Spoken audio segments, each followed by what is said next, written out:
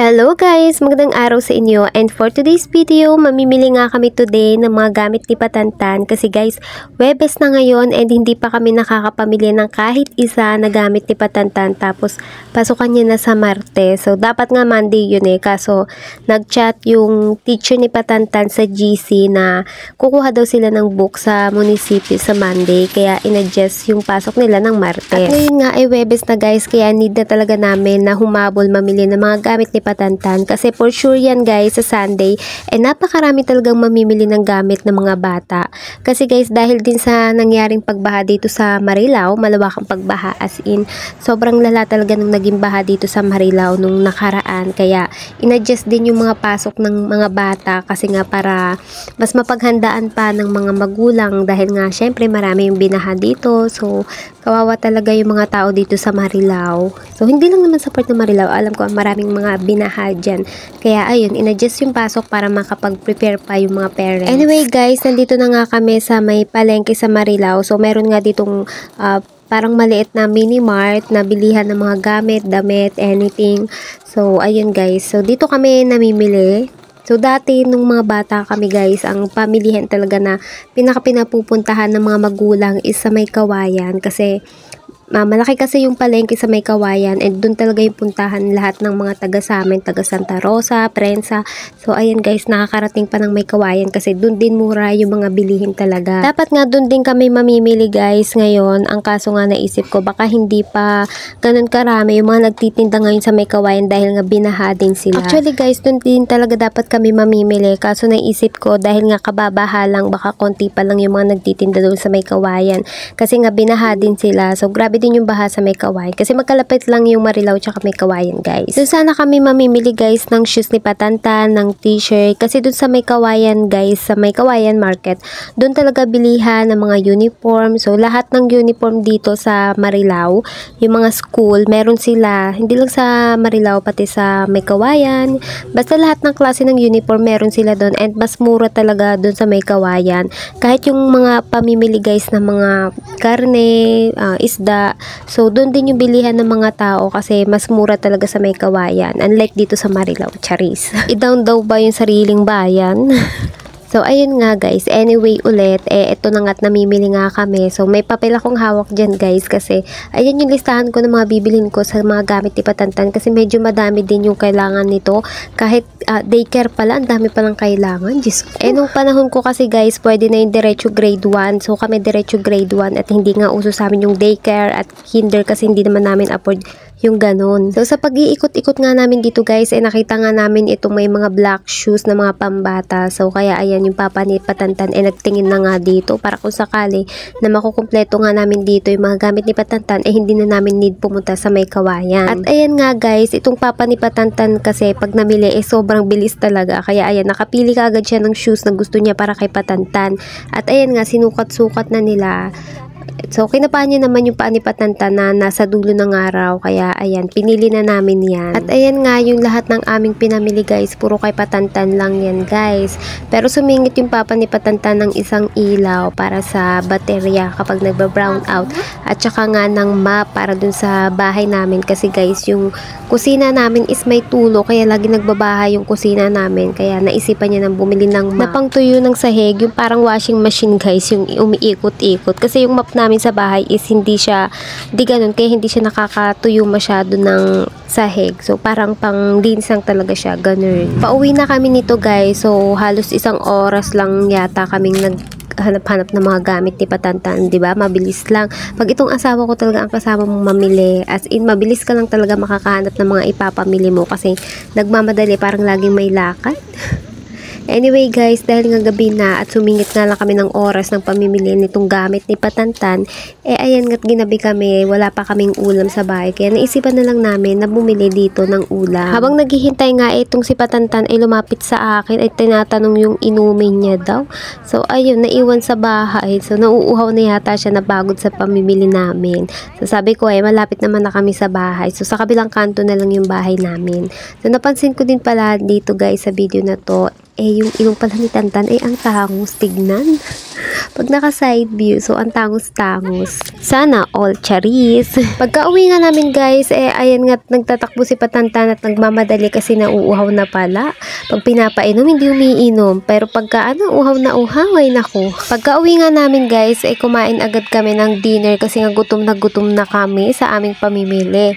And ayan, after nyan nga ay hinilamusan ko na kaagad si Patantan at nag-video call nga kami kila papang niya. Na ngayon ay nag-i-stay na sa Montalban. Malayo-layo na nga yung bahay ni Nana at ni Papang guys. So, ayun, malayo-layo na yung pasyalan namin.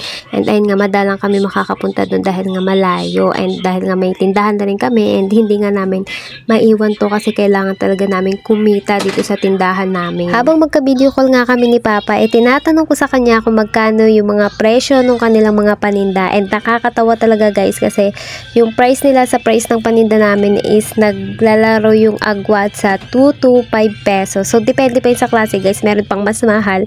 So, ayun, tawa ko ng tawa. Sabi ko, tubong lugaw kayo Pero guys, katulad nga ng sinasabi ko sa inyo, ang pagpa-pricing ng mga paninda ay depende sa lugar kung nasaan ka. Katulad sa lugar nila mama. Yung lugar kasi nila mama guys ay malayo sa palengke. So malayo sila sa bayan kaya malayo yung pamilihan nila. And dun naman sa mismong bahay nila is iilan lang yung mga sari-sari store tapos konti pa yung mga laman. Bali yung house. Bali yung tindahan talaga ni mama is yung pinakamalaking tindahan doon. Kaya medyo pricey talaga yung mga pricing nila. Unlike dito sa amin na tabi-tabi nga yung mga tindahan, as in tabi-tabi talaga guys. Kaya yung pricing dito is medyo mababa kasi nga syempre sasabayan natin yung pricing ng kalaban natin na tindahan. So may isa akong vlogger na napanood na nagtitindahan din siya. So lalaki siya. So sabi niya sa vlog niya, wag daw makikipagsabayan sa pricing, yung mababa daw. Wag daw babaan yung mga pricing ng mga paninda kasi akala mo daw kumikita ka pero hindi pala. So, ang masasabi ko doon, hindi kasi pwedeng taasan mo yung price ng paninda mo tapos may mga kalaban ka na mas mababa. So, sa tingin mo, saan ba pupunta yung mga tao? Saan bibili yung mga tao? So, yung mga tao ang hinahanap nila is yung mura. Okay lang naman kung hindi mo mas bababaan yung pricing mo dun sa kalaban mo. Basta, at least ipantay mo man lang yung pricing mo sa pricing niya. At least, kahit papano kumikita ka pa rin naman doon.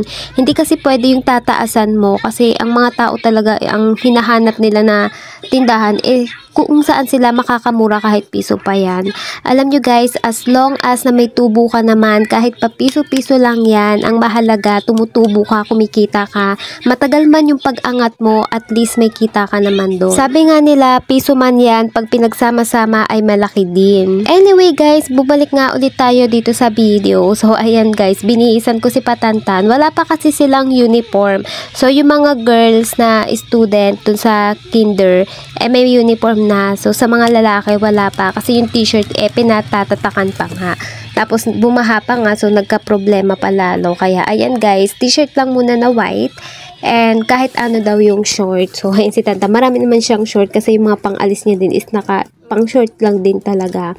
So, ayan, tuwan-tuwa nga si Patantan. Excited na siya. Nakakatawa pa guys kasi yung shoes niya, diba, nung sinukat doon sa store is parang masike. Pero nung nandito na nga sa bahay, kahit naka-medyas siya, pag naglalakad siya, medyo maluwag nga. Kaya, ayun, hahanapan namin siya ng medyas na makapal. So, medyo manipis din kasi yung medyas. Alam nyo ba na may color yung mga gamit ni Patantan? So, nilagay yun ng teacher sa mga boys is green. Yung mga lagayan, basta green. Tapos, ako nga, dahil nga may color na ganon, gusto ko partner talaga lahat ng color. Kaya lahat ng gamit na kinuha ko kay Patantan dun sa store is color green. Sa kit lang guys na iba yung toothbrush niya kasi nga color blue yung nabili namin kasi walang color green. Tapos yan sa bag naman kasi pinapili ko talaga yung si Patantan ng yung Dino color green. Tapos yun na yung pinili ni Patantan kasi itong papa niya ayaw yon. Kaya ayan, naghanap ng panibago at ayan nga nakita niya mas nagandahan siya dyan sa color na yan. And nakita naman ni Patantan si McQueen kaya ayun, si McQueen na yung pinili, ayang bag na yan kaya color red. ayun guys, hindi akma-akma yung color nung mga gamit ni Patantan. So, ewan ko ba, ako kasi guys, kahit sa damit, pag nagbibihis si Patantan, gusto ko partner-partner talaga yung color niya, yung mga pantulog, yung pambahay. So, ayan guys, pare-parehas yung color niyan. Pero minsan naman, pag aalis naman guys, hindi naman ako ganun. Basta sa pantulog lang or pangbahay, gusto ko pare-parehas yung color. So, ito na pala lahat guys, ang gamit ni Patantan. May ilan-ilan na kulang dito, like long bond paper, scissor, kasi wala kaming mahanap doon.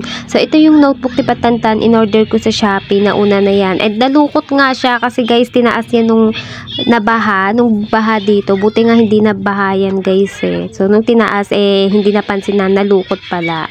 So, alam nyo ba guys na kapag may estudyante ka na pala na anak is marirealize mo na kapag nagkaanak ka na pala talaga is wala nang katapusan yung gastos. Kaya kayo dyan sa mga kabataan ngayon, kung kayo ay planning na magkaanak, magkapamilya ng bata pa kayo, mag-isip-isip kayo kasi nga hindi ganun kadali ang magkaanak. Once na mag-start ka ng mabuntis hanggang lumaki yung anak mo, tuloy-tuloy na yung gastos niyan guys. Wala nang katapusan yung gastos. Kinder pa lang tong anak namin guys, pero lahat ng gamit na to na pinamili namin is nasa 1.5 na. O diba, ang mahal na talaga ng bilihin ngayon guys, kaya kapag nag-anak kayo, sa lahat ng nakikinig sa akin, please lang, pag-isipan yung mabuti, dapat ready kayo, emotionally, financially. Kung hindi nyo afford magkaanak, kung alam nyo sa sarili nyo na hindi nyo kayang ibigay lahat ng mga pangangailangan ng magiging anak nyo, huwag nyo nang subukan. Kasi ang ending yan guys, hindi lang kayo yung mahihirapan bandang huli, pati yung magiging anak nyo. So sa aming mag-asawa, ganyan kasi kami. So hindi namin iniisip na sundan si Patantan kasi kahit na may small business kami guys, nag-i-struggle pa rin talaga kami financially. Kaya ayun guys, hanggat ganito pa rin kami, hindi pa stable talaga yung business namin, hindi talaga namin planong sundan si Patantan. Pero di ko rin sure kung gusto pa talaga namin sundan si Patantan kasi nga ang hirap pag nagkakasakit sila, katulad ng last time na nag-convulsion si Patantan. So, sobrang nakakatakot talaga guys. Anyway guys, dumating na naman nga tayo dito sa dulo ng aking video. Maraming salamat sa inyong panonood. So, hanggang dito na lang guys. Samahan nyo ako ulit para sa aking susunod na video. So, thank you for watching again. Bye!